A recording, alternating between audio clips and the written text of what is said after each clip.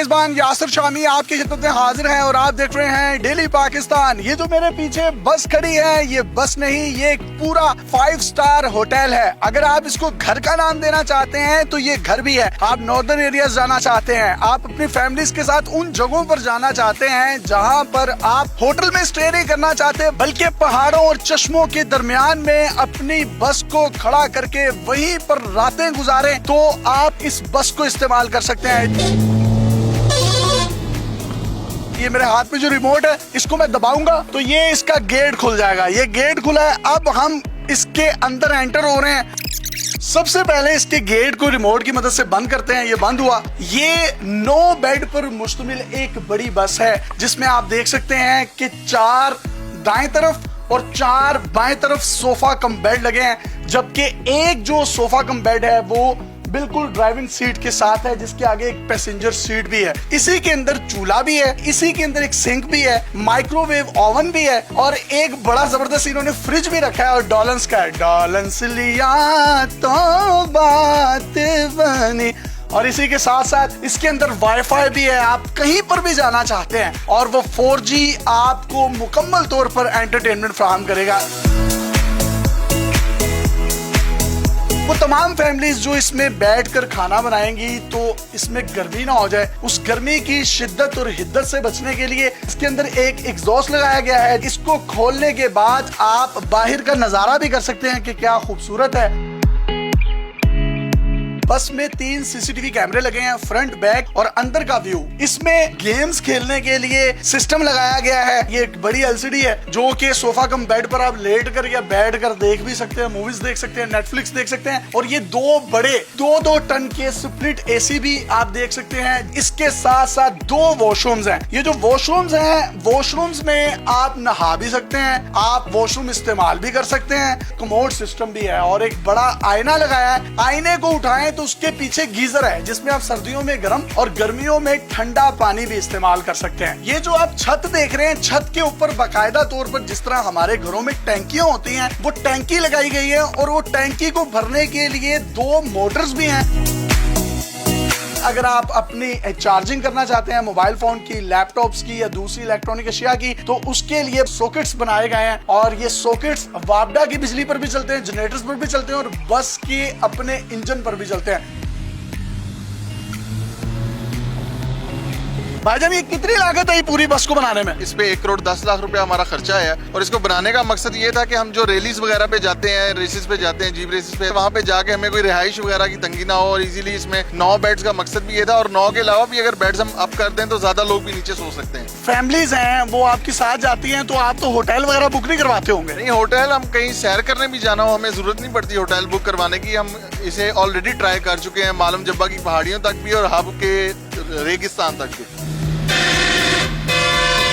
इसके ऊपर जो आपने वो टैंकी बनाई है, तो उसकी मोटर कैसे काम करती है और तमाम तरह एक्सेसरीज के बारे में बताएं। ये मोटर्स हमने 2 किस्म की लगाई है, एक इनलेट की है, आउटलेट की है, जहां मर्जी आप पाइप जो है वो डाल के कर सकते हैं। बिल्कुल नॉर्मल एक पाकिस्तानी सिस्टम रखा है, इजीली जहां मर्जी जाएं, just plug in the pipe. कहीं पे भी आबशार में है, आप किसी भी जगह पे हैं, किसी पानी के हौज से आपने पानी लेना है, आप पानी अपलिफ्ट करके ऊपर लेके जा सकते हैं। और ऊपर आप टैंकी जो है वो भर लेंगे? बिल्कुल, ऊपर 150 लीटर का टैंक लगा हुआ है और उस पानी की वेस्टेज के लिए नीचे 400 लीटर का टैंक अलग से लगा हुआ है। वो जो जनरेटर है, वो इतना बड़ा जनरेटर है, वो कौन कौन सी चीजों को चलाता है? 17 kVA का जनरेटर है, वो 2 AC, 50 लीटर का गीजर और जितनी लाइटिंग आपने देखी है, ये सारी चीजें वो पूरा 1 टाइम पिकअप कर लेता है। वॉशरूम में 2-2 गीजर लगे हैं, ठंडे पानी का, गर्म पानी का, कमोड लगा है, शावर नहाने के लिए है। इसकी वेस्टेज है वो जाती किधर है? ये वेस्टेज का हमने नीचे टैंक लगाया हुआ है और वॉशरूम जो है टोटली तौर पे सारा इम्पोर्टेड मटेरियल उसमें लगा हुआ है। बहुत से लोगों के माइंड में ये भी ख्याल होगा कि बस में 2 वॉशरूम्स हैं तो सफोकेशन हो सकती है। वॉशरूम में 2 एग्जॉस्ट लगाए गए हैं।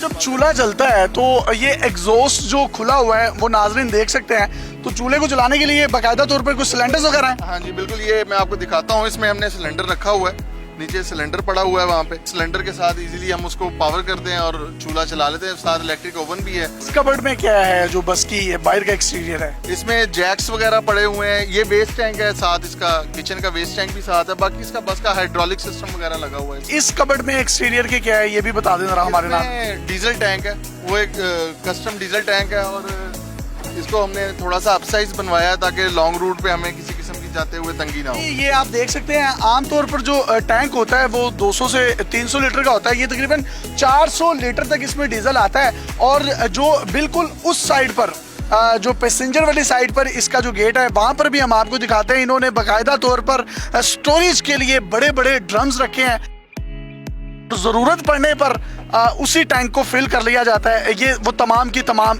स्टोरेज एरिया है। जबकि ये जो एरिया है ये क्या है, ये भी हम इनसे पूछते हैं। एसी का इंजन है और जो बस के अंदर चलते हुए हमें जो एसी की रिक्वायरमेंट होती है वो हम इससे पूरी कर लेते हैं। इवन कि अगर वो एसी खराब भी हो जाए, वो उसके सिनेरियो तो हमारे पास ये मौजूद है कि एक एसी एक्स्ट्रा। खोल के दिखाएं। और ये कितने टन का है?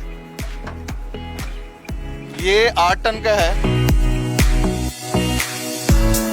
2-2 टन के 2 स्प्लिट एसी लगाए गए हैं और 8 टन का अपना बस का एसी भी है, तो बहुत ज्यादा ठंडक हो जाती है अंदर। आपको ऐसा ही फील होता है कि जैसे आप किसी 5 स्टार होटल में हैं। बहुत से लोग ये भी समझ रहे होंगे कि अगर टायर पंक्चर हो जाए तो क्या होगा। आमतौर पर इतनी बड़ी बसेस में स्टपनी या जो 5वां टायर होता है, एक्स्ट्रा टायर, वो नहीं होता, लेकिन इन्होंने इसकी जगह भी बनाई है। इस बस के आगे एक क्रेन भी बनाई गई है। वो क्रेन क्या करती है वो हम उबैद से पूछते हैं। उबैद, ये क्रेन बनाने का मकसद क्या है? असल में ये क्रेन बनाने का मकसद ये था कि हम पहाड़ी इलाकों में या रेसेस वगैरह पे जाते हैं तो हमारी गाड़ियां अक्सर रेत में फंसने के चांसेस होते हैं या पहाड़ों में कहीं फंसने के चांसेस होते हैं। इवन के बस अगर कहीं फंस जाती है, पहाड़ से एक टायर नीचे उतर गया, या ये नॉर्मल कंडीशन में नॉर्दर्न एरियाज में होता है, उसके लिए हमने ये बेंच फिट किया है। ये 9 टन कैपेसिटी की और सिंपल बस की बैटरी पे चलती है और इससे हम कोई भी चीज को टो करके 9 टन कैपेसिटी तक हम उसको टो करके खींच सकते हैं। यानी 9 टन तक ये प्रेशर को बर्दाश्त कर सकती है। 9 टन कैपेसिटी है इसकी। अगर जनरेटर कहीं खराब हो जाते हैं और आपने बस को किसी भी जगह पर खड़ा किया है, होटल के पास खड़ा किया है, 220 वोल्टेज देने के लिए बाकायदा तौर पर इलेक्ट्रिक सिस्टम भी नस्ब किया गया है। जनरेटर चूंकि अगर 24 घंटे चल रहा है या 12 घंटे चल रहा है, उसको अगर थोड़ा सा हमें रेस्ट देना पड़ता है। मीनवाइल अगर किसी और जनरेटर के साथ पावर करना है या करीब कोई वापडा किसी चीज के साथ पावर करना है तो वो हम इजीली पावर कर सकते हैं। अगर कोई सालन वगैरह लेकर जाने हैं नॉर्दर्न एरियाज में तो फ्रिज भी आपने अंदर रखा हुआ है, तो वो फ्रिज भी इन जनरेटर्स पर चलता है। जी बिल्कुल, ये जितना भी दोनों एसी, लाइट्स, फ्रिज, ओवन, ये सब चीजें सारा कुछ चला के 17 kVA को कवर करता है। फिर भी हमारे पास कैपेसिटी है कि अगर कोई और चीज भी चलानी पड़े हम चला सकते हैं। कैमरे लगाने का मकसद क्या है? ये कैमरे हमने बेसिकली लगाए हैं ऑनलाइन है ताकि यहाँ पे बैठ के इसको सर्विलेंस की जा सके कि बस कहाँ पे खड़ी हुई है और किस कंडीशन में, या ड्राइविंग के दौरान खुदा न खास्ता कोई मसला बनता है तो ये ब्लैक बॉक्स का काम भी देती है। इस तरह की इम्पोर्टेड बस अगर हम बाहर से मंगवाते हैं तो तकरीबन वो कितने की पड़ती है? और आपने तो यहीं पे खुद बना ली। वो इम्पोर्ट शायद कुछ 4-4.5 करोड़ की पड़ती है हमें। तो हमने अपने हिसाब से बनाई है, वो तो आनी थी उनके हिसाब से। उसमें 2 बेड होने थे या 4 बेड होने थे ज्यादा। बस की जो कीमत है वो 1 करोड़ 10 लाख रुपए है और ये बस मालम जब्बा तक गई है। पाकिस्तान में इस तरह के शाहकार जू आते रहेंगे। डेली पाकिस्तान उनको पूरे पाकिस्तान बल्कि पूरी दुनिया को दिखाने के लिए अपना प्लेटफॉर्म मुहैया करेगा। अगर आपके पास भी कोई टैलेंट है या हैरत अंगेज कंटेंट है तो आप डेली पाकिस्तान पे इनबॉक्स कर सकते हैं। हम आपके इस कंटेंट को पूरी दुनिया में दिखाने के लिए प्लेटफॉर्म मुहैया करेंगे। अपने मेजबान यासिर शामी को इजाजत दीजिए और देखते रहिए डेली पाकिस्तान। अल्लाह हाफिज।